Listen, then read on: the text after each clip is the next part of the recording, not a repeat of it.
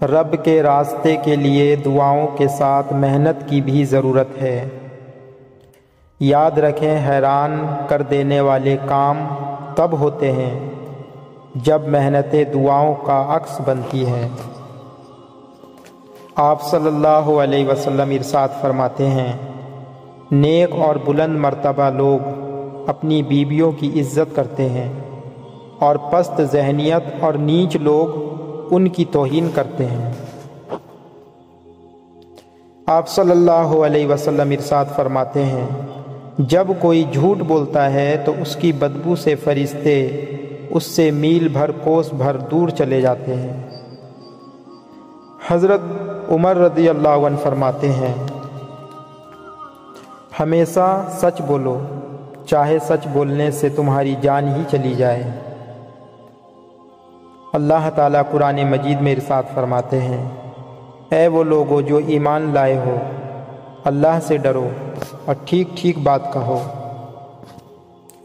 حضرت ابراہیم بن ادھم رحمۃ اللہ علیہ فرماتے ہیں، میں کئی اولیاء اللہ کی صحبت میں رہا، ان میں سے ہر ایک نے مجھے یہی وصیت کی کہ جب لوگوں میں جاؤ تو انہیں ان 4 باتوں کی نصیحت کرنا۔ جو پیٹ بھر کر کھائے گا اسے عبادت کی لذت نصیب نہیں ہوگی، جو زیادہ سوئے گا اس کی عمر میں برکت نہ ہوگی، جو صرف لوگوں کی خوشنودی چاہے گا وہ رضائے الہی سے مایوس ہو جائے گا، اور جو غیبت اور فضول گوئی زیادہ کرے گا وہ دین اسلام پر نہیں مرے گا۔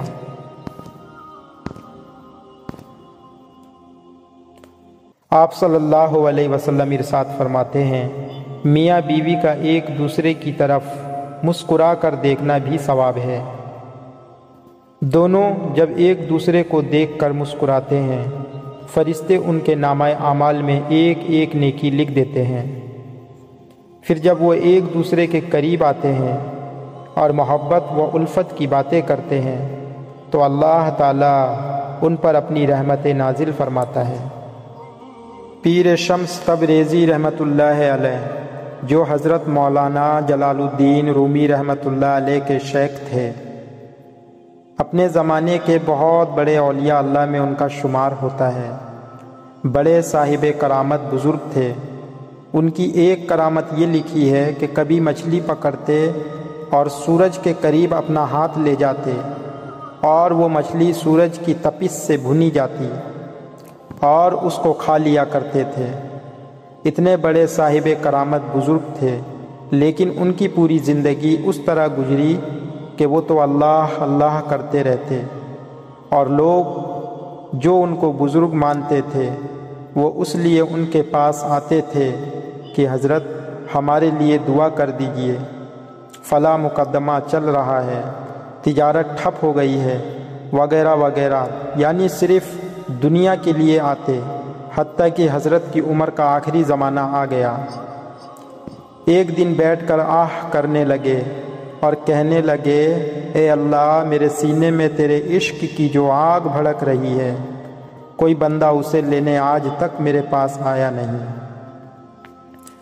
ایک عجیب جذبے کے ساتھ تڑپ کر کہا، اے اللہ، میرے دنیا سے جانے کا وقت شاید قریب آ رہا ہے، اس سے قبل کہ میں دنیا سے جاؤں، کسی ایک کو تو میں تیری یہ محبت دے کر جاؤں، اس کا کوئی انتظام فرما۔ اللہ تعالیٰ نے دعا قبول کی۔ اس کے بعد وہ ایک مرتبہ دریا کے کنارے ٹہلتے ہوئے جا رہے تھے۔ اللہ کے ذکر میں زبان لبریز تھی۔ چلتے چلتے جب دوسرے کنارے پر پہنچے تو دیکھا کہ مولانا روم ٹہلنے کے لیے آئے ہوئے ہیں۔ ادھر انہوں نے ان کو دیکھا اور ادھر ان کو انہوں نے دیکھا۔ دل میں یہ کہا کہ اگر یہ بندہ مجھے مل جائے تو اس بندے کے دل میں اللہ کی محبت کی آگ منتقل کر دوں۔ اللہ نے فوراً دعا قبول کی۔ وہیں سے مولانا روم کے دل میں یہ بات آ گئی کہ ایک اللہ کا ولی یہاں آیا ہوا ہے، اس کی خدمت میں جا کر کچھ فیض حاصل کرنا چاہیے۔ انہوں نے دوسرے کنارے سے اس کنارے آ کر حضرت پیر شمس تبریزی رحمۃ اللہ علیہ کے ہاتھ پر بیعت کی اور مولانا روم کی طبیعت اسی وقت بدلنا شروع ہو گئی۔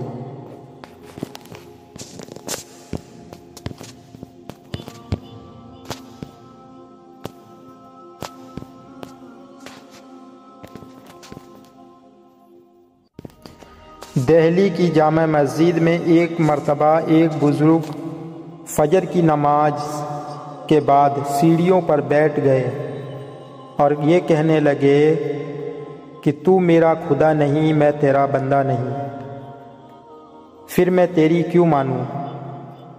دیکھنے والے لوگ کہنے لگے یہ کافر ہو گئے، کسی نے کہا پاگل ہو گئے۔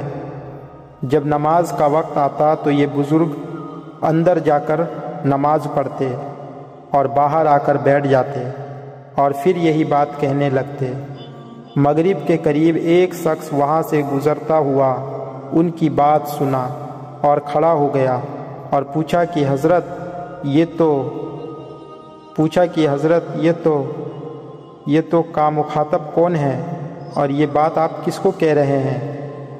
اس پر ان بزرگ کو ہنسی آ گئی اور کہنے لگے دہلی جیسے شہر میں ایک ہی عقل مند نظر آیا، کسی نے مجھے پوچھا ہی نہیں کہ یہ میرے اس تو کا مخاطب کون ہے اور میں کس سے یہ کہہ رہا ہوں۔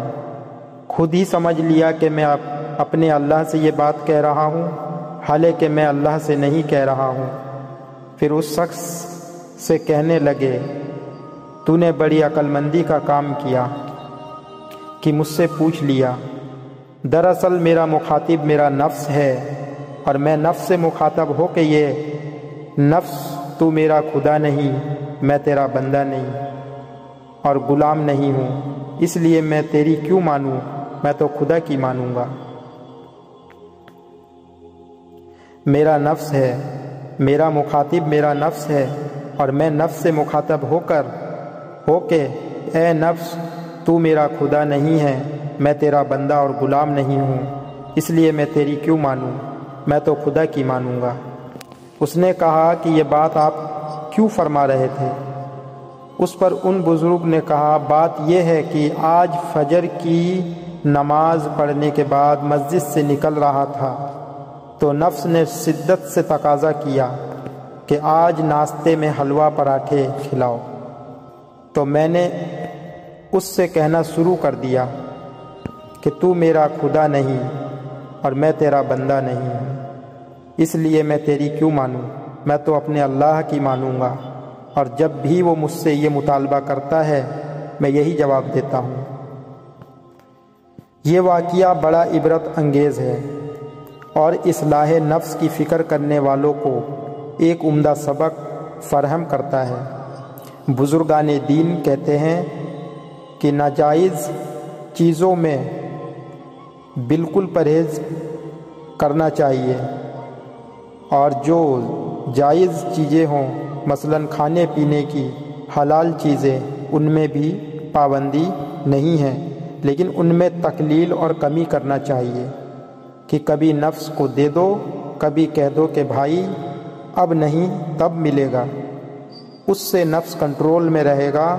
اگر اس کی ہر جائز و حلال خواہش پوری کی گئی تو وہ سر پر بیٹھ جائے گا۔